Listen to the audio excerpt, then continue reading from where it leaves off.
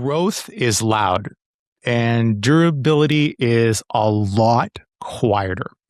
In vertical software, the companies that last aren't always the ones making headlines. No press releases, nothing like that. They're the ones making disciplined decisions year after year, and sometimes over longer periods, decades even. Today, we're talking about what actually makes vertical software companies built to last. Welcome back to Built to Hold. I'm your host, Sylvain Perrier. I'm a group leader at Vertus. This podcast explores how great vertical software companies are built, not just to grow, but to endure. And today's episode is called What Makes a Vertical Software Company Built to Last. In vertical markets, longevity matters. Customers rely on deep stability. Switching costs are real. That's obvious. And trust compounds slowly. I would say extremely slowly. And much like a reputation, can essentially disappear overnight. To explore what structural durability really looks like, I'm joined by Ryan Watt. He's the president of Jonas Club and former group leader at the Vertus Group. And Ryan has spent years operating inside vertical software businesses, seeing firsthand what sustains them over decades and what quietly erodes them in a short period of time. This conversation isn't going to be about growth hacks. It's really fundamentally going to be about discipline, leadership, product depth, and culture. Ryan, welcome to the show. Thank you so much, Sylvain. Thanks a lot for having me.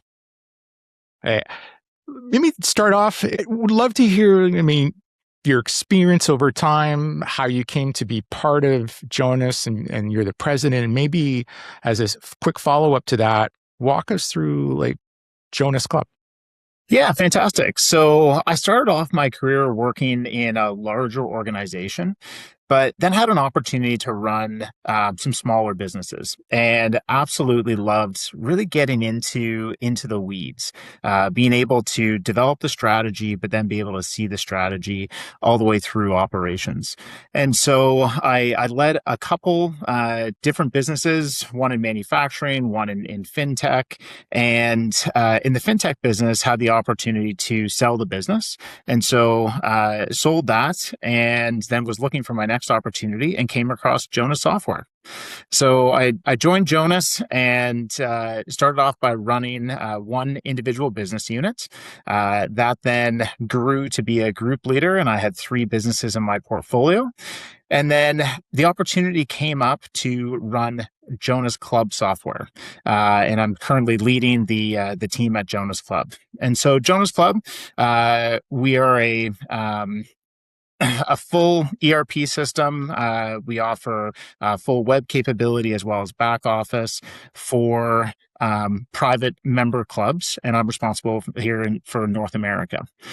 So many of our customers, it's really anything with membership. So it could be golf clubs, ski clubs, yacht clubs, racket clubs, city clubs, athletic clubs, and so on. That's great. And Ryan, this is something that we talk about since day one, and I've been here since October. And I want to get your perspective on this. So when you hear the phrase built to last, in the context of vertical software businesses, what does it mean to you operationally and not philosophically? So this is one thing that I love about Jonas and our buy and hold forever strategy. So when I first joined, my boss at the time said to me, he's like, so we buy and hold businesses forever. And forever is a very long time. So when you think about how you're building the strategy and driving the operations, it's not short-term thinking. We think years in advance.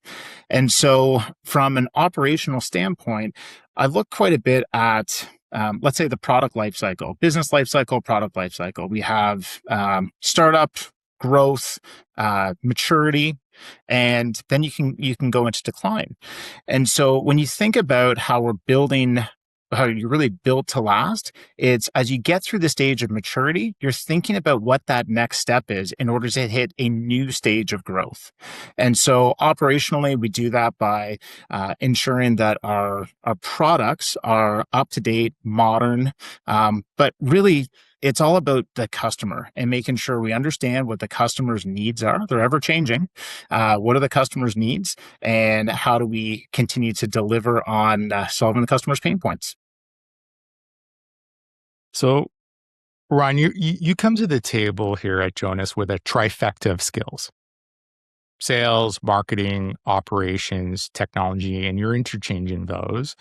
And notwithstanding that we're part of Constellation and we have a deep bench on M&A expertise, we're always, in your role or even in my role as a group leader, we're always constantly evaluating businesses.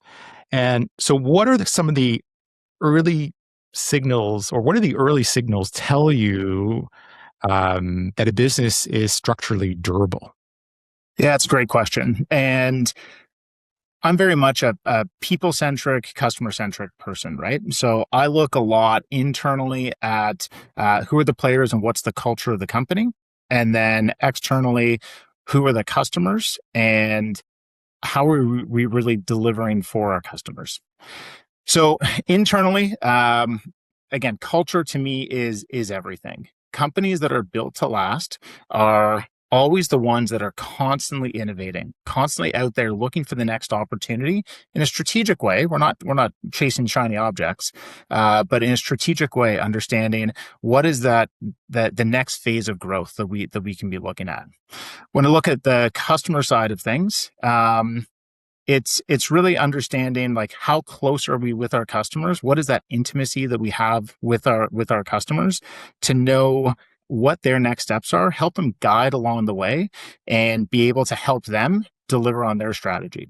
As our customers succeed, we continue to succeed.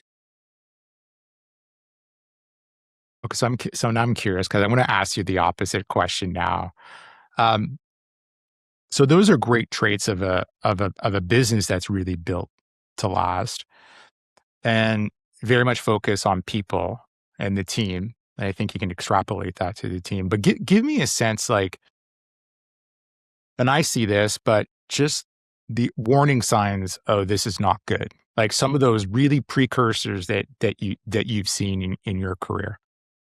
So you can almost relate it to, let's look on the customer side. Are they volunteers or are they prisoners? Right?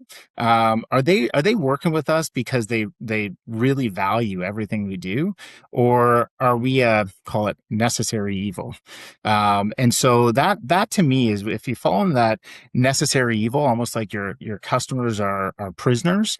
That to me would be a huge warning sign. You can almost look at it the same way on the employee side, and what you're looking for there is like, what's the passion? Are people waking up every single day excited about coming to work, or are they somewhat dragging their way into the office because they need to be there? Do you, do you find? I mean, technology is changing so fast these days, and it's being compounded by everything that we're seeing in the media around AI, and it's not just the media. I mean, we're living this on a day-to-day basis. Is durability 90% people and 10% technology? And is there a balancing act there? I What's your mean, sense on that? there probably is a balancing act. When I look at, I'm going to say people, we're doing either new hires, reviews, whatever it may be. I tend to break it down at a fairly high level between attitude and then aptitude. And I've always said, if you have the right attitude, you'll learn everything you need to learn. It's when the attitude's not there, even if you have a very high aptitude, high domain knowledge, let's say, if you don't have the right attitude, that's what somewhat permeates through the organization and can cause some problems. So that's typically the way I look at it is, let's just get the right people with the right attitude in place. And then that solves a lot of the technological issues as well. That's a good point. I mean, I think in my own career, and I no doubt in your own, you always want to hire for heart first. Yeah. It's I mean, that are it's there, that passion, right? Like that's really what yeah, you're looking for. yeah, I've always struggled. Is that something you can cultivate in a business overnight? And I don't think that's the case. You know, and a lot of the businesses that I've seen that have been founder led, that are very much deep domain expertise. The good people are strong learners, are never afraid to roll up their sleeves. I'm sure you've experienced the same. Yeah, so I always look at, culture and how do we strive to be a high performing culture. And so high performing for me is that there's clear ownership. Everyone knows exactly what their roles are and what success looks like, and accountability, which is I'm going to tell you what I'm going to do, and then I'm going to do exactly what I told you. And to me, if you can really align those things nicely to operational goals, which drive your financial goals, that creates that high performing culture. There's many other cultures out there, right? Like you see kind of more of a family culture, which is much more on the emotional side. You can see the more hard nosed, results is really the only thing that matters. To me, it's the balance. And in my experience, and as I've looked to continue to evolve the culture of an organization, by focusing on that high performance of ownership and accountability, you build this team that honestly, they will run through walls for you. And they're so excited about coming to work and solving problems. And it's not, you're solving them as a team. There's this excitement around what you can accomplish as a team. And that's really what drives me. That when you see that, and as you said, it's not something that happens overnight. This is something that's built over time. And you don't realize that you're there until you see it and you realize it. And there's no better feeling in the world. I think you're underscoring the reality. It is that culture is the vehicle that you're delivering the ability for a business to be stable and grow, but also that the backdrop is an operational discipline. That's exactly it. Like it's aligning, understanding what the company strategy is, and then what are the operational activities that we need to do in order to deliver on the strategy, and then breaking it down to individuals in terms of those primary work goals that you need to work through. And then that's what drives this operational success. But again, it's done in a if you get that alignment, the excitement amongst the team and that willingness to solve really difficult things, it doesn't feel like work. There's this level of enjoyment that you get out of it. Oh, that's well said. So I'm going to put you on the spot with this question. Yeah. So you're talking to an entrepreneur, potentially a startup, who is nose to the grindstone, a lot of heart, good team, early stages of a fantastic culture, and maybe pivoting from a family oriented business down into potentially something that is going. They want to build something to last. Yeah. And he sits you down and he goes, Ryan, what do I need to do here to make sure that this business endures? What advice would you give them? Yeah. I mean, I guess you can. First of all, I'm a big kind of vision, and then the strategy is built off the vision. So, do you have the vision like 10 years out? Do you understand where you could see this business going? Then break that down in order to hit your 10-year vision. Where do you need to be in 3 years? Where do you need to be in 1 year? Where do you need to be next quarter in order to deliver on this 10-year vision that you put out there? And by breaking it down, then again, you're kind of working on what are the operational activities I need to do right now. But also by creating that vision, and then you sit there and you can, very objectively, critically look at your team and say, have I set up the right team, the right structure? So right people, right seats. And like, do we have a team that's built to last? If you want a business that's going to be built to last, the team's got to be built to last as well. And so now you've got kind of vision, your strategy, the right people in the right seats, driving the right operational activities. And I think you can take a lot of entrepreneurial businesses, and I've worked with tons of entrepreneurs. I was part of the entrepreneurs organization and met, hundreds of entrepreneurs. A lot of them get started off just by working their tails off. They like, I'm going to come up with a great idea and I'm going to just work 80 hours a week and will this thing into success. But then you hit that critical point where you say, I can't do it all myself. I know I can't. And so that's when the strategy piece really comes in and empowering the team that's really helping you get there. I found when I was at the entrepreneurs organization, lots of successful people, and they fell into both camps, right? One was just like, I got to do it all myself. I need to just grind it all out. And the others who say, I need to empower my team. And it's that empowerment that's going to make this company really successful. I would say personally myself, I like to follow more on the empowerment side. Build a great team, and there's not a problem out there that you can't solve. Here you go. So there's the key ingredient in this recipe of building an organization that's built to last is a owner operator that gets out of his own way and lets his team drive towards a strategic outcome. Does that make sense, Ryan? Easier said than done. Wow. Yeah. Well, I would agree with that. So, ladies and gentlemen, growth cannot be just simply willed.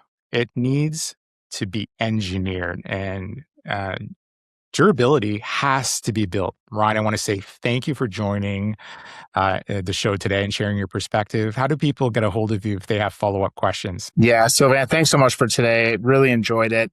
Anyone who wants to get in touch with me, I'm very active on LinkedIn. You can look me up, Ryan Watt, President at Jonas Club.